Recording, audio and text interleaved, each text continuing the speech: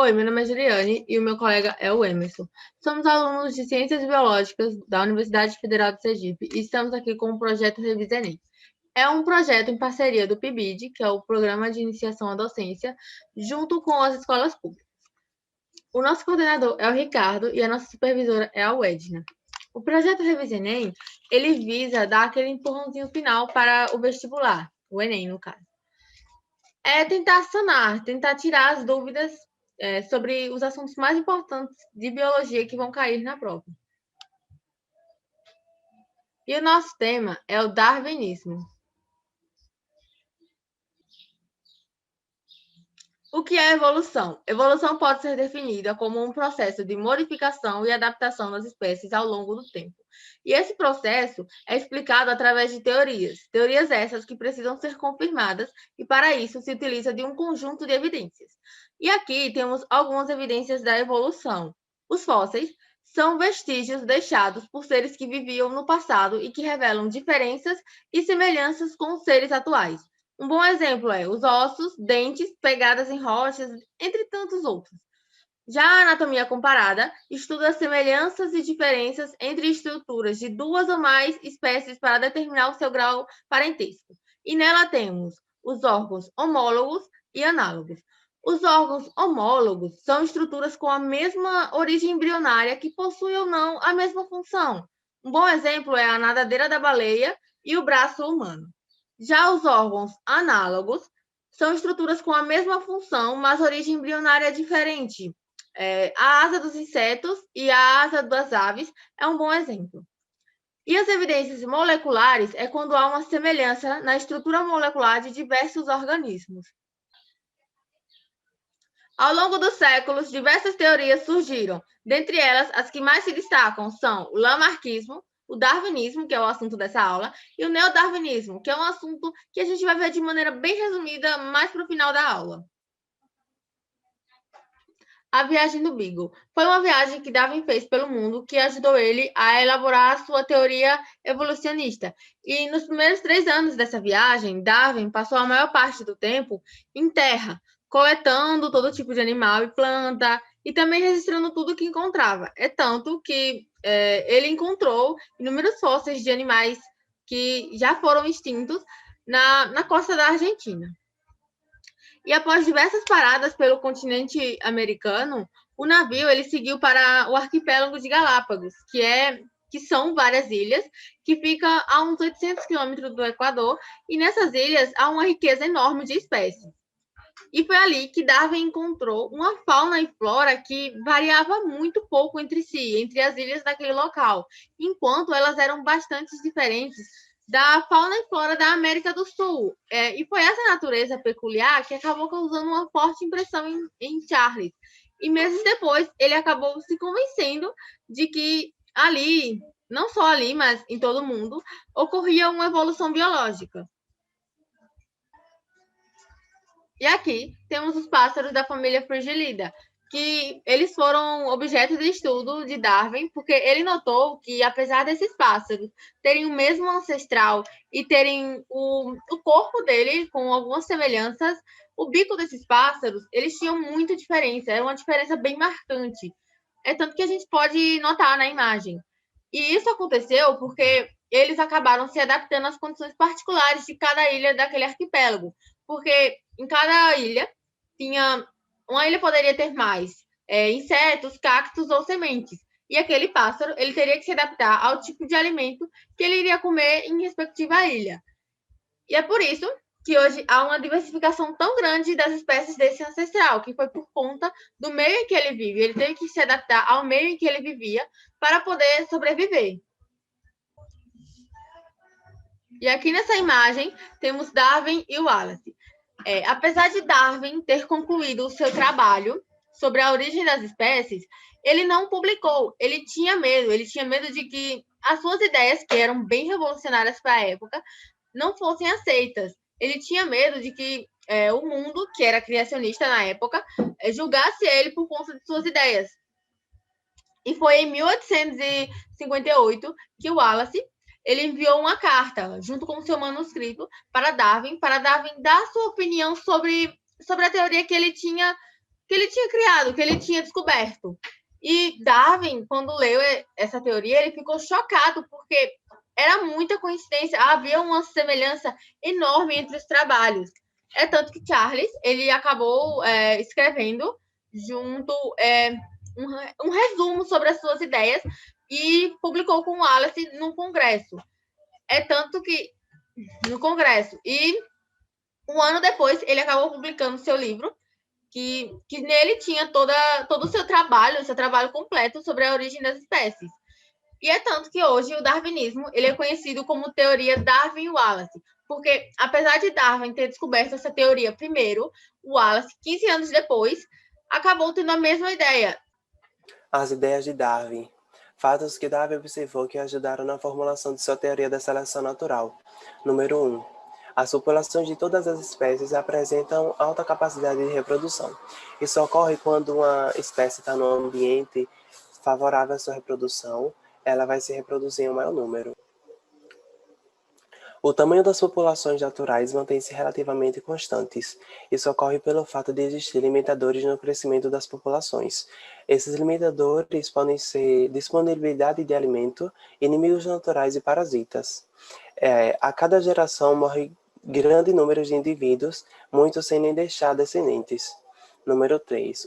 Os indivíduos que apresentam melhor capacidade de explorar recursos naturais tendem a deixar maior número de descendentes. Então, se um animal, por exemplo, ele tem uma característica favorável para a caça, ele vai se reproduzir e essa característica pode ser repassada para os seus descendentes. 4. Grande parte das características dos indivíduos são herdadas dos pais. Quando o indivíduo ele chega a se reproduzir, quer dizer que ele está apto a viver naquela condição ambiental. A característica que foi possível de ele sobreviver àquele ambiente, ele tende a repassar para os seus descendentes. Conceito de seleção natural. Segundo Darwin, os indivíduos com maiores chances de sobreviverem ao ambiente seriam aquelas cujas características fossem mais apropriadas para enfrentar as condições ambientais a quais estavam submetidos, levando assim um maior sucesso reprodutivo. Segue aqui um exemplo da seleção natural, que diz o seguinte: uma população de ratos se mudou para uma nova área onde as pedras são muito escuras. Devido à variação genética natural, alguns ratos são pretos, mas outros são amarelos. Então, aqui tem o fato de que nesse novo ambiente existem pedras e tem ratos pretos que se parecem bastante com as pedras que tem lá. E também existem os ratos amarelos. Alguns ratos são comidos por pássaros. Os ratos amarelos são mais facilmente vistos pelos predadores do que os ratos pretos. Sendo assim, os ratos amarelos são comidos com mais frequência do que os pretos. Apenas os ratos sobreviventes atingem a idade reprodutiva e geram descendentes.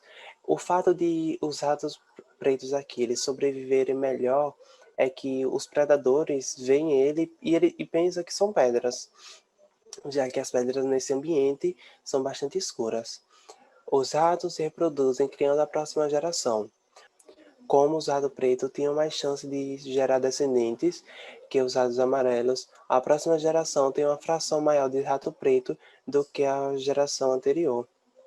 Então, os ratos amarelos, eles são comidos, muitas vezes sem nem deixar descendentes, e ao passar do tempo, essa característica de ele ser amarelo vai praticamente sumir. O próximo exemplo é o da girafa, que é bastante conhecido também. As girafas ancestrais provavelmente apresentavam pescoços de comprimento variáveis. As variações eram hereditárias. Então existiam girafas com pescoço pequeno e girafas com pescoço grande. E essa característica era herdada dos pais.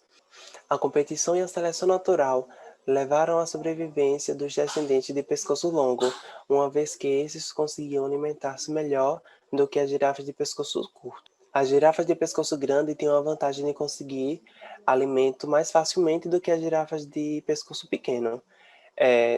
Se a girafa de pescoço pequeno não se alimentavam, acabavam morrendo.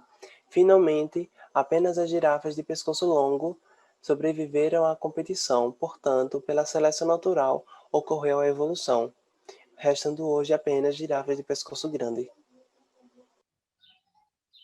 Neodarwinismo ou teoria sintética da evolução.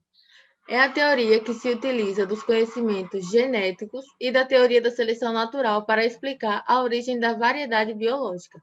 O nome neo significa algo novo, e o neodarwinismo é isso, é uma atualização da seleção natural. É o que Charles Darwin não conseguiu explicar em sua teoria. É a seleção natural junto com a genética. E aqui temos alguns fatores evolutivos, como a mutação gênica, a recombinação gênica e a seleção natural. E agora vamos responder uma questão do Enem PPL de 2009.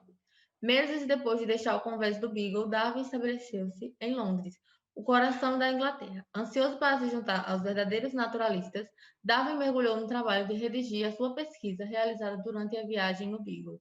Enquanto isso, uma grande ideia estava tomando forma em sua mente. Será que suas reflexões iniciais a bordo do navio estavam certas? Era possível que novas espécies pudessem surgir de velhas espécies? Se fosse possível, como isso poderia ter acontecido? Vários anos após o término de sua viagem ao redor do mundo a bordo do Beagle, Charles Darwin publicou sua revolucionária teoria da evolução das espécies por meio da seleção natural. Graças às reflexões do cientista durante a viagem mencionada no texto, hoje se sabe que: letra A. As mutações são o único fator responsável pela variabilidade genética nos seres vivos. Essa letra está incorreta, porque as mutações, sim, elas são um fator responsável pela variabilidade, mas ela não é o único fator responsável. Para ocorrer a variabilidade genética, tem que também haver fluxo gênico, reprodução sexuada, tudo isso influencia. Letra B. A seleção natural é o único mecanismo conhecido responsável pelas mudanças evolutivas nos seres vivos. A letra B está incorreta, porque, apesar da seleção natural ser um meio responsável, um mecanismo, ela não é o único.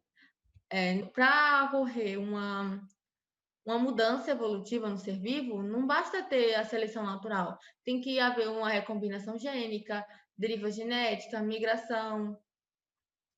Letra C. Os indivíduos de uma população natural são todos iguais entre si, apresentando forma e comportamentos imutáveis. A gente sabe que essa alternativa está incorreta, porque em todos os indivíduos de uma população, eles não são iguais. Eles não têm comportamentos imutáveis.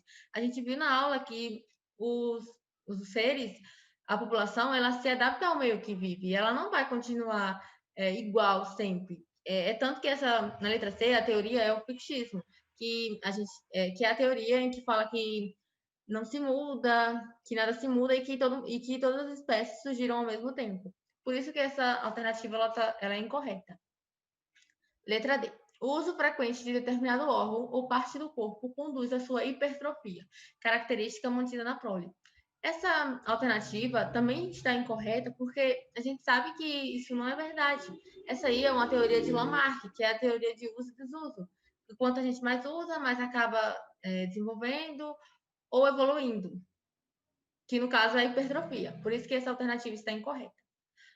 A letra E, que é a nossa alternativa correta, já que é a única que sobrou, algumas características podem contribuir para a sobrevivência e reprodução de certos indivíduos em determinado ambiente. Porque é tudo que a gente falou na aula. É o meio que seleciona quem sobrevive ou não. O meio seleciona os mais aptos a viver em determinado lugar.